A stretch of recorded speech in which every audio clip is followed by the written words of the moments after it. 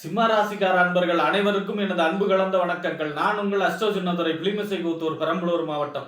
சிம்ம ராசி மாசி மாத பலன் 2026 நிகழும் மங்களகரமான விஸ்வாவசு வருடம் தமிழ் மாதங்களில் 11வது மாதம் மாசி மாதம் சிம்ம ராசிக்காரர்களுக்கு எப்படிப்பட்ட கிரக நிலைகள் இருக்கிறது, அதனால் என்ன பலன்கள் ஏற்படும், இந்த மாதம் செய்யக்கூடிய வழிபாடுகள் என்ன, பரிகாரங்கள் என்ன என்பதையெல்லாம் பற்றி இந்த காணொலியிலே பார்ப்போம். இது போன்ற தொடர்ந்து தமிழ் மாத ராசி பலன்களை தெரிந்து கொள்ளவும், ஜோதிட தகவல்களை தெரிந்து கொள்ளவும் நமது சேனல் அஸ்ட்ரோ சின்னதுரை சப்ஸ்கிரைப் செய்து கொள்ளுங்க, லைக் பண்ணுங்க, நண்பர்களுக்கு ஷேர் பண்ணுங்க. அதாவது பாத்தீங்கன்னா சூரியன் கும்பராசியில சஞ்சரிக்கக்கூடிய காலம் தான் இந்த மாசி மாதம். மாசி மாதம் 3ஆம் நாள் மகா சிவராத்திரி. எல்லா மாசமும் சிவராத்திரி, மாத சிவராத்திரி வரும். ஆனா மாசி மாசம் வரக்கூடிய சிவராத்திரி மட்டும் மகா சிவராத்திரி.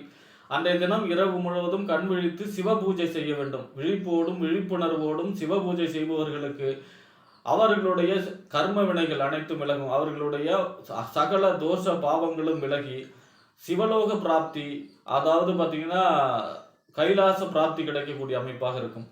ஆக அன்றைய தினம் சிவ வழிபாடு செய்வது சிறப்பு. அடுத்ததா பார்த்தீங்கன்னா உங்க ராசிநாதனே சூரியன் தான். உங்க ராசிநாதனுக்கு அதிபதி யாருன்னா சிவபெருமான். ஆக சிவபெருமான் வழிபாடு செய்வது சிம்ம ராசியை பொறுத்த வரைக்கும் பெரிய நன்மையை செய்யும்.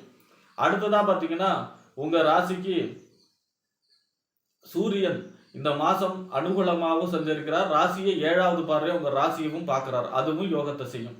அடுத்ததான் இந்த மாசி மாதம் 5ஆம் நாள் அதாவது மௌனி அமாவாசை. அப்படின்னா நம்ம நம்மளுடைய சொற்களால் மற்றவர்களுக்கு செய்த பாவம் விலகக்கூடிய நாள். அதாவது பார்த்தீங்கன்னா அன்றைய தினம் மௌன விரதம் இருந்தால் அன்றைய தினம் மௌனி அமாவாசை என்று மௌன விரதம் இருப்பவர்களுக்கு அவர்கள் சொற்களால் செய்த பாவங்கள் அனைத்தும் விலகக்கூடிய நாள். அது அன்றைய தினம் மௌன விரதம் இருப்பதற்கு சிறப்பான நாள். அடுத்ததா பார்த்தீங்கன்னா மாசி மாசம் 18ஆம் நாள் மாசி மகம். அதாவது மறந்த திதிய மகத்துல கொடு அப்படின்னு சொல்லுவாங்க. எப்பவுமே நம்ம திதி சில டைம் விட்டு போயிடும். எப்படின்னா திதி ஒரே தேதியில வராது. முன்னாடி 10 நாள் வரலாம், பின்னாடி 10 நாள் வரலாம். இப்ப ஒரே தேதியில வராதனால அது சில டைம் விட்டு போகும். ஆக இந்த மறந்த திதிய மகத்துல கொடுங்கிற மாதிரி முன்னோர்களுக்கு திதி தர்ப்பணம் சிரார்த்தம் செய்வதற்கு மிகச் சிறப்பான நாள் மாசி மகம். இந்த மாசம் மாசி மாசம் 18ஆம் நாள் வருகிறது. ஆக அன்றைய தினம் முன்னோர் வழிபாடு செய்வது சிறப்பு. அடுத்ததா பாத்தீங்கன்னா இந்த மாசி மாசம் 30ஆம் நாள் காரடையான் நோன்பு. அன்றைய தினம் விரதம் இருந்து கௌரி அம்பாள் வழிபாடு செய்வதும், அதாவது சத்தியவான் சாவித்திரியுடைய கதையை பாராயணம் செய்வதும் தீர்க்க சுமங்கலி யோகத்தை செய்யும். அதாவது பாத்தீங்கன்னா சாவித்திரி யமன்கிட்டயே தன்னுடைய கணவருடைய உயிரை மீட்டாங்க இல்லையா, அதனால அந்த கதை சத்தியவான் சாவித்திரி கதையை பாராயணம் செய்பவர்களுக்கு அன்றைய தினம் தீர்க்க சமங்கலி யோகம் கிடைக்கும். அதாவது காரடையான் நோன்பு மாசி மாதம் 30ஆம் நாள். ஆக இப்படிப்பட்ட சிறப்பு வாய்ந்த இந்த மாசி மாசத்திலே சிம்ம ராசியை பொறுத்த வரைக்கும் உங்க ராசிநாதன் சூரியன் உங்க ராசிக்கு 7ஆம் இடத்துல 7வது பார்வையா உங்க ராசியவே பார்க்கிறார். மிக அற்புதமான அமைப்பு. அதை விட முக்கியம், அங்க உங்க ராசிநாதனை குரு பார்க்கிறார் 9வது பார்வையாக. அதை விட முக்கியமா இந்த மாசம் 27ஆம் தேதி குரு நேர்கதியில் வரார். வக்கர நிவர்த்தியாகி நேர்கதியில் வரார்.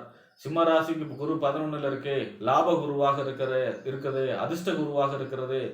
எதுவுமே செய்யலையே அப்படின்னா இந்த 27ஆம் தேதி, அதாவது மாசி மாசம் 27ஆம் தேதி வக்கர நிவர்த்தி பெற்று உங்களுக்கு யோகத்தை செய்ய போகிறார். அதாவது பாத்தீங்கன்னா 11ஆம் இட லாபஸ்தானத்துல பெரிய நன்மைகளையும் பெரிய அதிர்ஷ்டத்தையும் எதிர்பாராத நன்மையும், அதே மாதிரி பாத்தீங்கன்னா நினைத்த காரியங்கள் எல்லாம் நடத்தி வைக்கக்கூடிய அமைப்பாக இந்த மாசம் 27ஆம் தேதி குரு வக்கர நிவர்த்தி பெற்று 11ஆம் இடத்துல லாப குருவாக செயல்பட போகிறார் இந்த மாசி மாதம் சிம்மராசியை பொறுத்த வரைக்கும். அடுத்ததா பாத்தீங்கன்னா உங்க ராசிக்கு 2ஆம் இடம் வாக்கு தனம் குடும்பம் வருமானம் அப்படின்னு சொல்லக்கூடிய 2ஆம் இடத்திற்கும், உங்க ராசிக்கு 11ஆம் இடம் என்று சொல்லக்கூடிய மூத்த சகோதர ஸ்தானம், அபிலாஷிகள் பூர்த்தியாகக்கூடிய இடம், அதே நெருங்கிய நட்பு வட்டாரங்களை சொல்லக்கூடிய இடம் 11ஆம் இடம் லாபஸ்தானம். இந்த லாபஸ்தானத்துக்கு அதிபதி புதன். அதாவது பாத்தீங்கன்னா 2க்கும் 11 கூடிய புதன் உங்க ராசிக்கு 7ஆம் இடத்துல செஞ்சிருக்கிறார். ஆனா வக்ரகதியில செஞ்சிருக்கிறார். அதனால மகாவிஷ்ணு வழிபாடு செய்வது சிறப்பு. மகாவிஷ்ணு வழிபாடு செய்வது உங்களுக்கு யோகத்தை செய்யும். பொதுவா 2ஆம் இடத்ததிபதி 7ல இருக்கார் அப்படின்னா குடும்பத்தில புதிய உறுப்பினர்கள் சேர்க்கை, அதாவது திருமணம், குழந்தை பிறப்பு, கரு உண்டாகக்கூடிய அமைப்பு, குடும்பத்திலே சுப நிகழ்ச்சிகள் நடக்கக்கூடிய அமைப்பு, பொருளாதாரம் சம்பந்தமான தன்னிறைவு ஏற்படக்கூடிய அமைப்பு, இந்த மாதிரியான யோக பலன் நடக்கும். அதே மாதிரி பாத்தீங்கன்னா 11ஆம் இடத்ததிபதி 7ல இருக்காருன்னா வாழ்க்கை துணை வழியாக ஒரு நன்மைகள் ஏற்படக்கூடிய அமைப்பு, லாபங்கள் ஏற்படக்கூடிய அமைப்பு, வாழ்க்கை துணை வழியாக ஒரு உதவி கிடைக்கக்கூடிய அமைப்பும், நெருங்கிய நட்பு வட்டாரங்கள் மூலமாக உதவி கிடைக்கக்கூடிய அமைப்பும், அதே மாதிரி கூட்டு தொழிலே அமோக லாபங்கள் கிடைக்கக்கூடிய மாதமாகவும் சிம்ம ராசிக்காரர்களுக்கு அமைகிறது. அடுத்ததா பாத்தீங்கன்னா உங்க ராசிக்கு 3ஆம் இடம் முயற்சி ஸ்தானம், இளைய சகோதர ஸ்தானம், வெற்றி ஸ்தானம், ஒப்பந்தம், கையெழுத்தெல்லாம் சொல்லக்கூடிய 3ஆம் இடம். 3ஆம் இடத்திற்கு அதிபதி யாரு அப்படின்னா சுக்கிரன். அதே மாதிரி பாத்தீங்கன்னா இந்த 3ஆம் இடத்திற்கும் 10ஆம் இடம் என்று சொல்லக்கூடிய தொழில், புகழ், அந்தஸ்து, கௌரவம் இதெல்லாம் சொல்லக்கூடிய 10ஆம் இடத்துக்கும் அதிபதி யாருன்னா சுக்கிரன் தான். சுக்கிரன் உங்க ராசிக்கு அவரும் 7ஆம் இடத்துல தான் சஞ்சரிக்கிறார். 7ஆம் இடத்துல சஞ்சரிச்சாலும் 17ஆம் தேதிக்கு அப்புறம் 8ஆம் இடத்துல சஞ்சரிக்க போகிறார். 8ஆம் இடத்துல சஞ்சரிச்சாலும் உச்சமாக சஞ்சரிக்க போகிறார். உச்சம் பெற்ற கோளுக்கு மறைவு என்பதே இல்லைங்கிற அனுசரிச்சுல ஒரு பெரிய நன்மை ஏற்படுத்தும். அதாவது பாத்தீங்கன்னா 8ஆம் இடங்கிறது ஒரு எதிர்பாராத நஷ்டம், எதிர்பாராத லாபம், இது ரெண்டையும் சொல்லும். அப்ப எதிர்பாராத லாபத்தை சொல்லக்கூடிய அமைப்பு இருக்கு. ஏற்கனவே அஷ்டமச்சனி, இந்த அஷ்டமச்சனியோட சனி சுக்கிரன் சேர்றதுனால சுக்கிரன் முக்கால் சுபர். அப்ப சனி சுபத்துவம் அடைகிறதுனால உங்களுக்கு எதிர்பாராத நன்மை, எதிர்பாராத அதிர்ஷ்டம், எதிர்பாராத ஒரு பெரிய நன்மையை கொடுக்கக்கூடிய மாதமாக சுக்கிரன் இந்த மாசம் 17ஆம் தேதிக்கு அப்புறம் மிக அற்புதமான பலன்களை தர இருக்கிறார். சுக்கிரன் உச்சமாக சஞ்சரிக்க போகிறார். அப்ப 17ஆம் தேதி வரைக்கும் 7ல தான் சஞ்சரிக்க போகிறார். திருமணம் முயற்சி கை கொடுக்கக்கூடிய அமைப்பு, பெண்களால் ஆதாயம், பெண்களால் நன்மை, காதல் ஏற்படக்கூடிய அமைப்பு, காதலில் வெற்றி பெறக்கூடிய அமைப்பாக இருக்கிறது.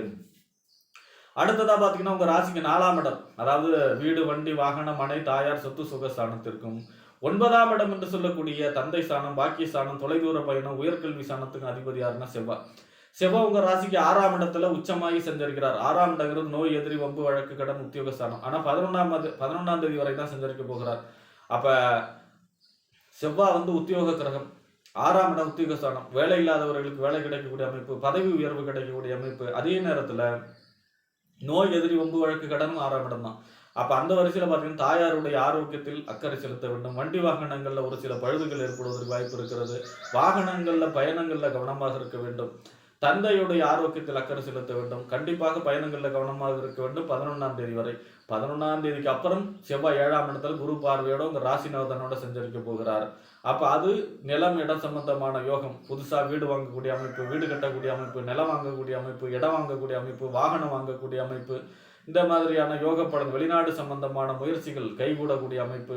ஏன்னா 7ஆம் இடம் உங்களுக்கு 7ஆம் இடத்துல செவ்வாய் சஞ்சரிப்பது, அதுவும் பாத்தீங்கன்னா 9ஆம் இடங்கிறது தொலைதூர பயணம். இந்த 9ஆம் அதிபதி 7ல சஞ்சரிக்கிறார் அப்படின்னா வெளிநாடு சம்பந்தமான, அதாவது தொழிலுக்காகவோ அல்லது பாத்தீங்கன்னா கல்விக்காகவோ அல்லது பாத்தீங்கன்னா வேலைக்காகவோ இந்த மாதிரியான வெளிநாடு சம்பந்தமான அனைத்து விதமான முயற்சிகளும் கைகூடும். பாஸ்போர்ட் கிடைக்கிறது, விசா கிடைக்கிறது, நல்ல கம்பெனியில நல்ல வேலை கிடைக்கிறது, இந்த மாதிரியான நல்ல பலன்கள் ஏற்படும்.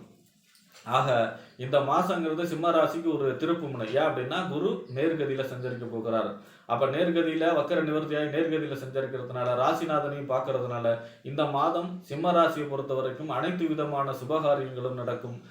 புதன் மட்டும் வக்கரமா இருக்கிறதுனால மகாவிஷ்ணு வழிபாடும், 11ஆம் தேதி வரை முருகப்பெருமான் வழிபாடும், இந்த சிம்ம ராசியோட ராசிநாதனே சூரியன்கிறதுனால சிவராத்திரி வழிபாடும் செய்யும் பொழுது இந்த மாசி மாதம் சிம்ம ராசிக்காரர்களுக்கு அதிர்ஷ்டகரமான மாதமாக அமையும் என்று கூறி விடைபெறுகிறேன். நன்றி, வணக்கம்.